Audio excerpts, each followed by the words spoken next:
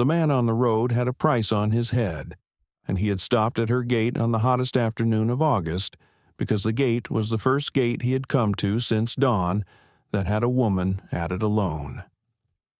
Tessa Reed was on her knees at the porch step with a flat bar and a worn claw hammer in her hands, working at a rotted board on the upper tread that had finally given that morning under the weight of her dog.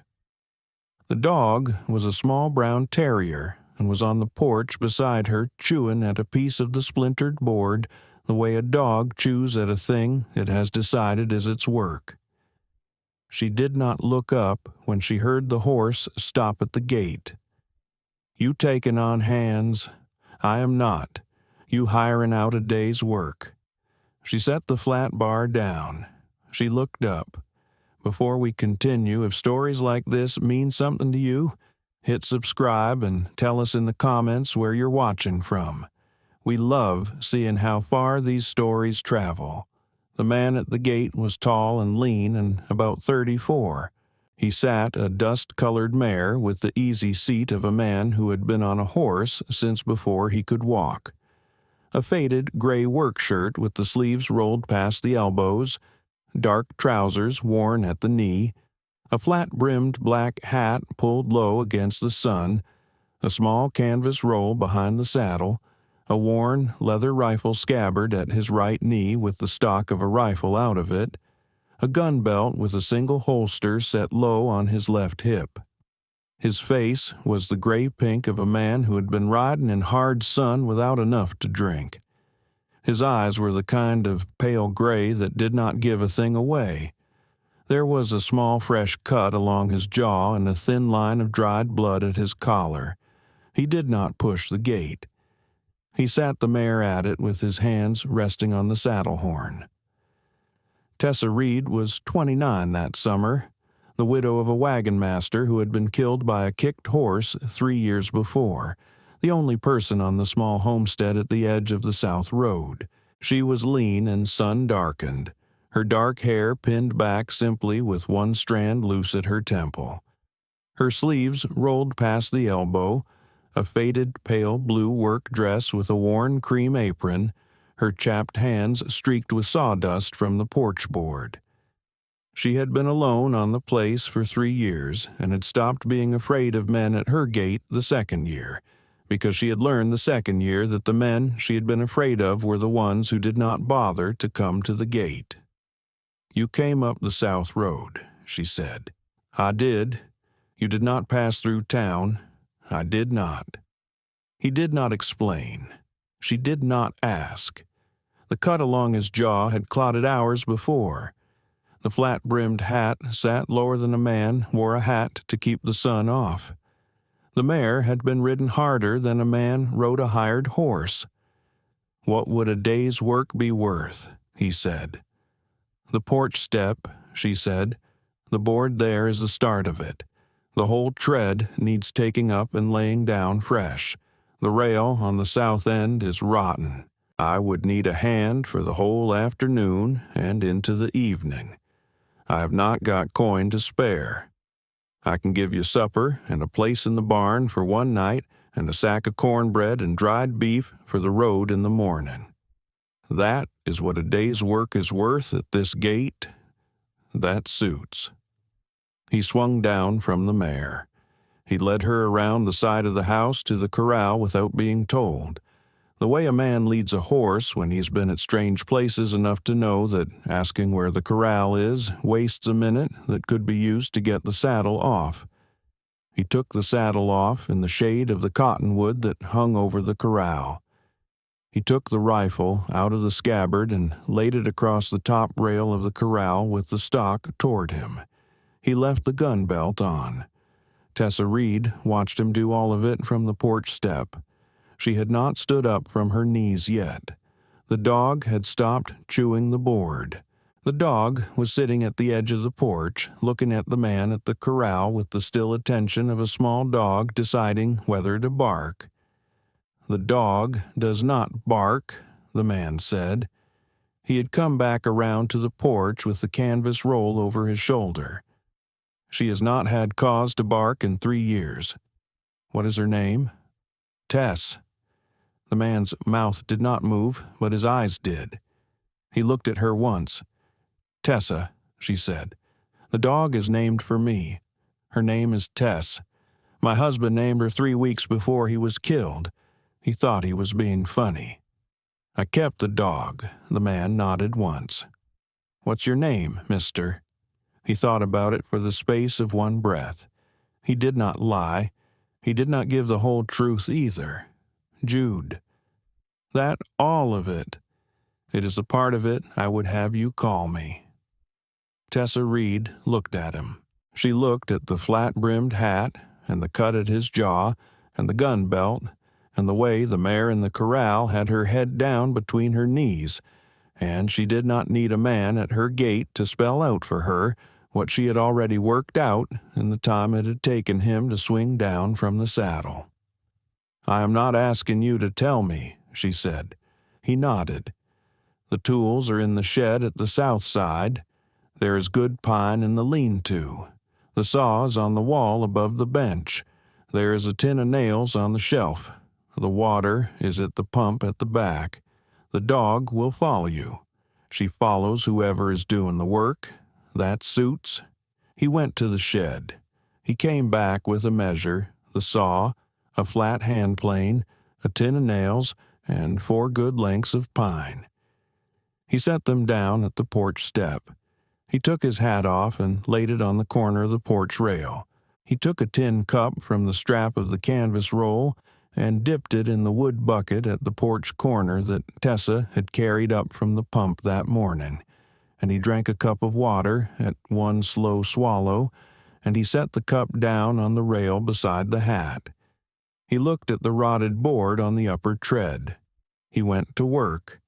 Tessa Reed went back to her knees at the lower tread with the flat bar and pulled the second rotted nail out of the lower board while the man worked the upper. They did not speak for the first quarter hour. The cottonwood at the corner of the yard shifted in the smallest breath of dry afternoon air. The dog moved from the edge of the porch to a place 6 feet from the man's boot and lay down with her nose on her paws. You have done this work before, Tessa said. I have. Where? He set the saw down. A farm in Missouri. How long? 4 years. I was 12 when I went to work on it. My father had been killed by then. The man who took me on was a fair man and taught me carpentry the right way. I left the farm when I was 16. Why? He picked the saw up. He set a length of pine on the board he had laid across 2 sawhorses. He measured. He cut. That is the part I would not tell you, he said. She didn't press. She pulled the last nail from the lower tread. She set the rotted board aside. She stood up and brushed the dust from her apron and went into the kitchen and came back out with a tin pitcher of well water and 2 tin cups, and she set them on the porch rail beside his hat. By 4 in the afternoon, the upper tread was laid down, fresh and pegged true. By 5:30, the lower tread was laid in beside it, and the new boards were a pale, clean color against the silver of the rest of the porch. By 6, the south rail had been taken off, and a new rail cut and set in place, plumb to the post, the corner true. The dog had moved twice in the afternoon, each time 6 feet closer to where the man was working, and was now lying with her chin on the toe of his boot. Tessa stood at the kitchen porch with the supper bowl in her hand. The supper was beef stew from the day before, warmed over, and cornbread she had baked at noon, and a small bowl of butter beans from the kitchen garden. Come in and eat. He looked at the porch step. He looked at the rail. He nodded. He washed his hands at the pump. He came up the new tread. He set his hat on a peg by the kitchen door. He did not look at the row of pegs. There were 2 empty ones and a worn brown duster hanging on the third from her dead husband's last winter on the place, and the man did not look at any of it. He went to the chair Tessa had set him at the kitchen table, which was the chair at the far end by the window, and he sat down. He ate slowly. He buttered the cornbread the small, careful way of a man who had been raised to butter bread carefully. The dog sat at the corner of his chair and waited and did not beg. He gave her one piece of beef and one corner of cornbread, and the dog ate them both with the dignity of a small dog who knew she had earned them. Tessa sat across from him at the near end of the kitchen table. "The marshal is coming," Jude said. He did not look up at her when he said it. Tessa Reed did not let her face do anything. She had trained that out of herself a long time ago. When? He thought. By dark, maybe earlier. He was a half day behind me when I came down off the ridge this morning. He has a fresh horse. I have not. He cut a small piece of cornbread. I will be gone before he comes. I will not bring him to your gate. I'm eating this supper, and I'm sleeping in the barn for an hour, and I will be on the south road again before the moon is up. The mare needs an hour standing in shade. I am giving her an hour." Tessa looked at her plate. "What did you do?" He set his fork down. "There was a man in Kansas," he said. 3 years ago. He had taken a thing from my younger brother and would not give it back. The thing was a small wooden box my mother had carved her name into, which my brother kept his mother's letters in. The man took the box because he wanted what was in it, which he thought was money, and there was no money. There were letters. The man had my brother on the ground with his boot at my brother's throat when I walked into the saloon. I took my belt off, and the man and I had words, and the man pulled, and I pulled faster. He died of it in the road outside the saloon. The marshal in that county knew the man and knew what kind of man he had been, and the marshal let me ride out with 2 hours' start, and a different marshal who did not know the man and did not know what kind of man he had been has been 3 years catching up. The price on the paper is $200. The price on the paper does not say what the man with the boot was doing in the saloon. The price on the paper does not have to say it. That is what I did." He picked his fork up. Tessa Reed did not let her hands fidget. She looked at his face. He still was not looking at her. "The cornbread is good," he said. "Thank you. You said butter beans from the kitchen garden." "I did. The garden is on the south side of the house against the wall. It is good ground for it." He ate. The dog was still under his chair. The cottonwood at the corner of the yard shifted again, and the warm afternoon light through the kitchen window had gone gold on the table. Tessa Reed sat very still in her chair with her plate untouched and watched a man eat cornbread at her table who had told her in plain-spoken words that the marshal was coming, and that he would be gone before the marshal came, and that he had killed a man in Kansas in a way that the law had not been willing to call murder and had not been willing to call anything else. The dust came up on the south road at 7:20. Tessa was at the kitchen sill clearing the plates when she saw it. A single horseman, riding slow and easy in the cool of the early evening, the long brown plume of dust rising behind him for a quarter mile in the dry air. He was still a full mile down the road, but the road was straight from the gate, and there was nothing for a mile in either direction that was not dry sage and dust, and a horseman on the south road at 7:20 was either a marshal or a man bringing word of one. Jude was at the corral. He had been at the corral since 6:15 with the mare. He had taken the saddle blanket off and laid it in the sun to dry. He had checked all 4 shoes. He had given the mare a slow drink at the trough and taken her away from it after 2 swallows and brought her back 5 minutes later and taken her away after 3. He had not yet put the saddle back on. Tessa walked out to the corral. The dog followed her. "Marshal," she said. He looked up. He looked down the road. He did not move yet. How far? Mile. Time, 10 minutes at his pace, less if he sees the dust. Jude nodded. He went to the saddle that was laid across the top rail of the corral. He laid the dry blanket on the mare's back. He set the saddle on. He cinched the saddle in the slow, careful way of a man who had cinched a saddle 10,000 times. Tessa watched him. Jude, he looked up. You did the porch. I did. You did the rail. I did. You ate at my table and you told me what you told me. I did. She looked at the road. The dust was closer. Take the small lane that runs west along the south wall of the kitchen garden. It comes out at the dry creek bed half a mile down. The creek bed runs west 3 miles to the old Hetch wagon track. The wagon track runs north up to the timber. There is no marshal in this country who will track a horse off the south road into the dry creek bed at dusk. They will think you went on south because there is no place else to go, and they will ride the south road to the crossroads, and you will be in the timber by midnight. I have not told you any of this. You have not asked any of this.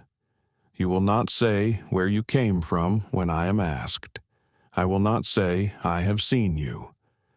The cornbread you ate was eaten by a hand I took on for the porch step, who left before supper, who I did not look at long enough to remember his face. Jude finished the cinch. He set the rifle in the scabbard.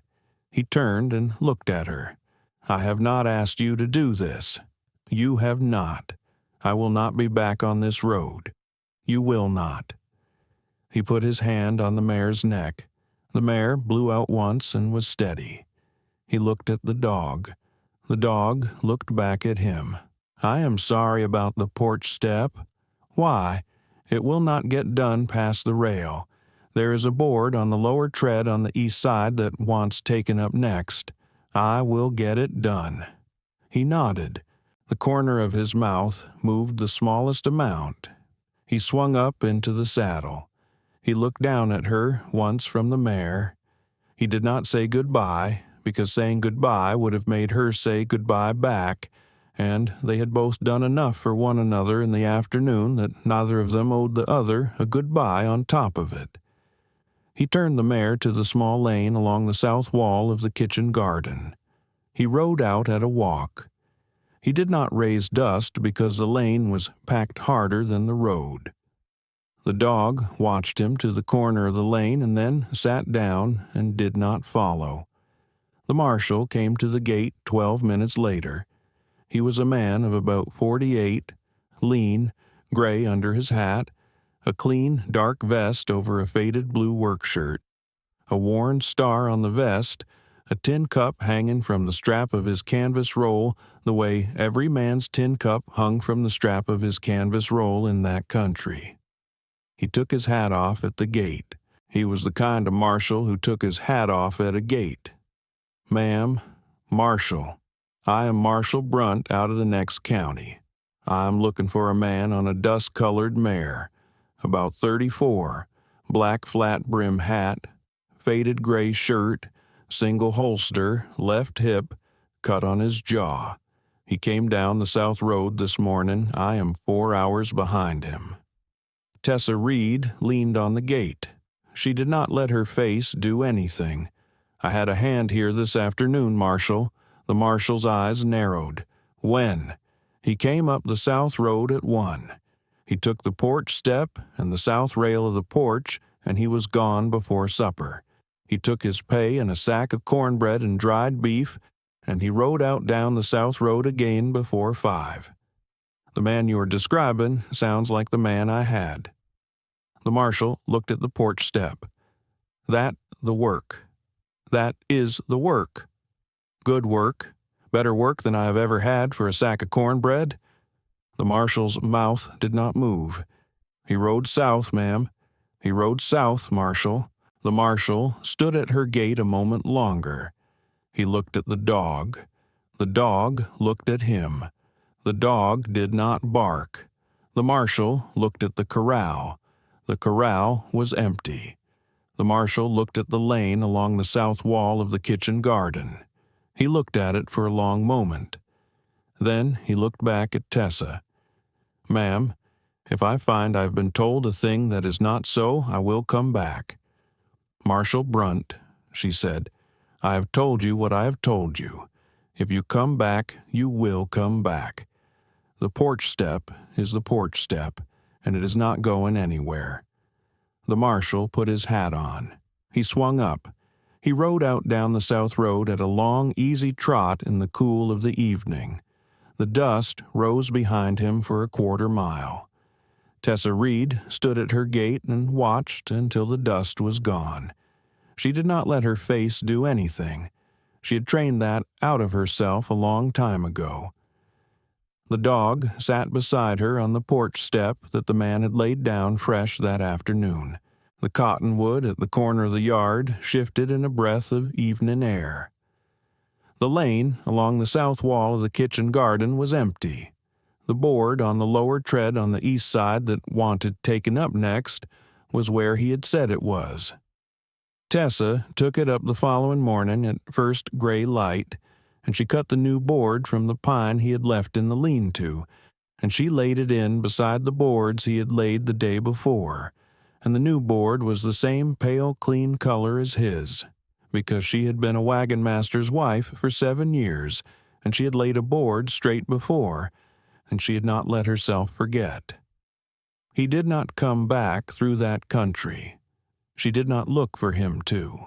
Word came up the freight line in the second winter that a man on a dust-colored mare had crossed over into the timber country to the north and had taken a name there, and had married a widow who ran a small lumber camp at the edge of the timber, and that the marshals of that country did not chase men into the timber. Tessa Reed heard the word and did not let her face do anything when she heard it. She had not been told the word. The word had been told to her in passing at the freight house at the crossroads by a teamster who had heard it from a teamster, in the way that things in that country were told. In the third spring after, a man named Harlan Crow, who had a section 3 miles up the road and who had been a friend of her dead husband's, came to her gate with his hat in his hand and asked her plain, at the porch step, if he might come around to the kitchen on Sundays. He was 41, a steady man, a widower of 2 years with 2 children half grown. Tessa Reed thought about the porch step and the cornbread and the lane along the south wall of the kitchen garden, and she thought about what she had laid down with her own hands the next morning, and she thought about how a woman who had laid a board straight beside a stranger's board could perhaps go on laying boards beside other men's boards for the rest of her life if she chose to. "I will let you come around on Sundays," she said. Harlan Crow came around on Sundays. His hat went on the peg by the kitchen door beside hers. His children sat at the kitchen table with the dog at their feet. By the second autumn after that, they were married in the small chapel at the crossroads, with the cottonwoods at the lane all the way gold, and Tessa Reed had a house with 3 people in it again, and the porch step held under all of them, and the rail on the south end held, and the lower tread on the east side held, and Tessa Reed never once told anyone in that valley about the afternoon a stranger had laid the porch step and the rail in 5 hours of work and a half-hour of supper, and the man who would have known to ask was in the timber country to the north and was not asking. On a warm afternoon in the 7th August, after the porch step had been laid with the cottonwoods at the lane just starting to gold at the tips, Tessa was at the kitchen sill cutting cornbread for the supper table, and Harlan Crow's youngest girl, who was 9 then and had been told to lay the table, came in from the porch with a small wood splinter in her hand and asked her, "Ma, what is the year carved on the side of the upper tread?" Tessa Reed went to the porch step with the girl and looked at it. The upper tread had a small set of numbers carved low into the side of the board, near the corner, in the small, careful hand of a man who had been raised by a carpenter who had taught him carpentry the right way. She had not seen the numbers in 7 years. The numbers were the year the porch step had been laid. "What does it mean?" the girl said. "It means the year the man who laid the step laid the step." What was his name? Tessa Reed put her hand flat on the warm wood of the upper tread for one long moment and lifted it again. "I do not remember," she said. "Set the table." The girl went in. Tessa Reed stayed at the porch step a moment longer. The cottonwood at the corner of the yard shifted in a breath of warm air. The dog, who was old now and lay all afternoon in the shade of the porch, lifted her head once and put it back down. The lane along the south wall of the kitchen garden was empty. It had been empty for 7 years. This was the story of Tessa Reed and the stranger who came up her south road for one afternoon and built her a porch and rode west into the dry creek bed at dusk. Tell me in the comments if you enjoyed this one. We are always glad you came to listen.